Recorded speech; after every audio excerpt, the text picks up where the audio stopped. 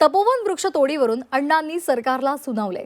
साधू संत जंगलामध्ये राहतात आणि तुम्ही झाडं तोडता, झाडाची फांदी तोडली तरी मला वेदना होतात असं अण्णा हजारेंनी म्हटलेलं आहे। कुठलंही काम असो, झाडं तोडणं चुकीचंच आहे असंही त्यांनी म्हटलेलं आहे। तर वृक्षतोडीच्या मुद्द्यावरून अण्णा हजारेंनी संताप व्यक्त केलाय। कुंभमेळ्यासाठी नाशिकच्या तपोवन परिसरामध्ये होत असलेल्या वृक्षतोडीवरून ज्येष्ठ समाजसेवक अण्णा हजारे यांनी सरकारला सुनावले। साधू संत जंगलामध्ये राहत होते, तुम्ही त्यांच्यासाठी झाडं तोडता असा सवाल अण्णांनी सरकारला केलेला आहे।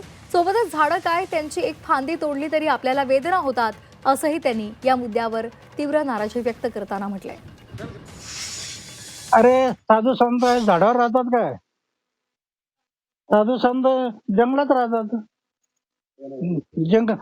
झाडांचं जंगल आहे आणि तुम्ही झाडं तोडता आणि साधू संत खरं जंगलात राहतात। हे विसंगती आहे, बरोबर नाही। हे दुर्दैव आहे देशाचं, या देशाचं दुर्दैव आहे। मला कोणीतरी एक फांदी तोडलेला तर वेदना होतात, वेदना होतात। मी कोणाला झाडे तोडू देत नाही, लावतो पण तोडत नाही।